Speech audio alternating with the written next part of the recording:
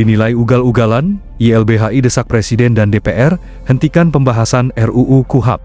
Pembahasan RKUHP di DPR sebanyak 1.676 DIM hanya dibahas dalam 2 hari. YLBHI menilai pembahasan RKUHP yang berlangsung kilat ini telah melanggar prinsip negara hukum, partisipasi publik yang sejati, hak asasi manusia, dan menunjukkan pengabaian terhadap prinsip penyusunan undang-undang yang benar. YLBHI menjelaskan, draft yang diusulkan DPR RI muncul tiba-tiba, awal Februari 2025, dan langsung disepakati menjadi draft versi DPR pada awal Maret 2025. Beberapa anggota DPR bahkan tidak mengetahui draft tersebut dan tidak pernah dibahas.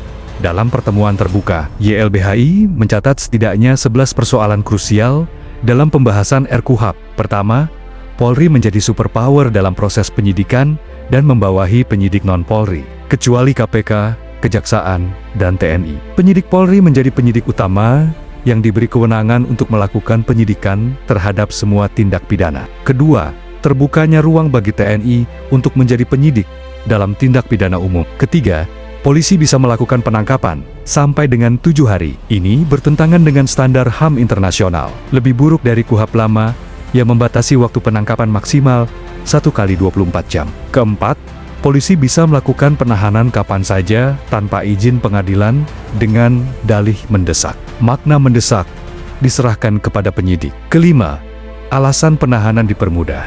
Jika dianggap tidak bekerja sama dalam pemeriksaan atau dianggap memberikan informasi tidak sesuai fakta, dapat ditahan oleh penyidik. Keenam, penggeledahan bisa dilakukan tanpa izin pengadilan jika dalam keadaan mendesak, dan bukan hanya pada benda yang terkait dengan tindak pidana. Ketujuh, penyitaan bisa dilakukan tanpa izin pengadilan jika dalam keadaan mendesak. Kedelapan, pengaduan atau laporan masyarakat yang tidak ditindaklanjuti berpotensi terus menumpuk karena tidak tersedia mekanisme penyelesaian yang jelas dan independen. Kesembilan, bantuan hukum tidak untuk semua orang, hanya untuk tersangka yang tidak mampu atau tidak mempunyai advokat sendiri yang diancam pidana kurang dari 5 tahun. Sedangkan bantuan hukum untuk kelompok rentan tidak diakomodir. 10. Hak untuk memilih kuasa hukum sendiri dihapus dalam draft RKUHP. Jika tersangka tidak mampu atau tidak punya kuasa hukum, justru penyidik yang akan menunjuk pengacara. Terakhir, penyidik dapat menyadap tanpa izin pengadilan dengan alasan mendesak. Bagaimana menurutmu? Tuliskan di kolom komentar.